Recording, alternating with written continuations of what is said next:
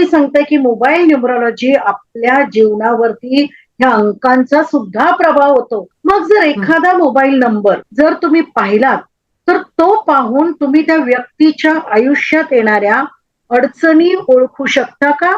या नंबरचं तुम्ही एनालिसिस करू शकता का? आणि त्याला रेमेडी देऊ शकता? अगदी, अगदी बरोबर आहे मॅडम.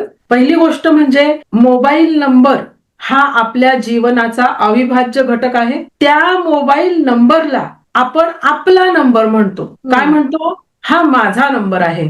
तुमच्या नंबरला मी माझा म्हणू शकत नाही. माझ्या नंबरला तुम्ही तुमचा म्हणू शकत नाही. आणि तो बरोबर आहे. जो माझा नंबर आहे, जणू काही माझं बाळ कसं आहे? माझ्या बाळाला मी काय म्हणते? माझं बाळ आहे. आणि त्या बाळाला जर लागलं तर त्याचं दुःख मला होईल.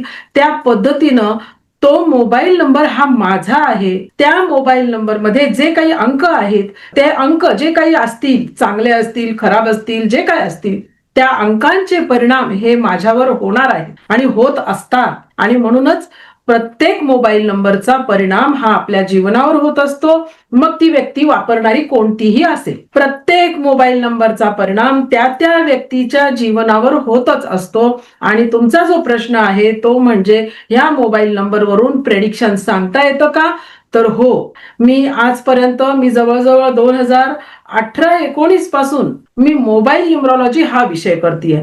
त्याच्या अगोदर मी ज्योतिष, वास्तू हे सगळे विषय मी आधीपासून करतीये. आज त्या विषयामध्ये फक्त मोबाईल न्यूमरॉलॉजी, अंकशास्त्र याची भर पडलेली आहे. आणि ह्याचे आजपर्यंत म्हणजे माझे ज्योतिषशास्त्राचे क्लायंट नाहीत, इतके हां. क्लायंट माझे मोबाईल न्यूमरॉलॉजीचे आहेत.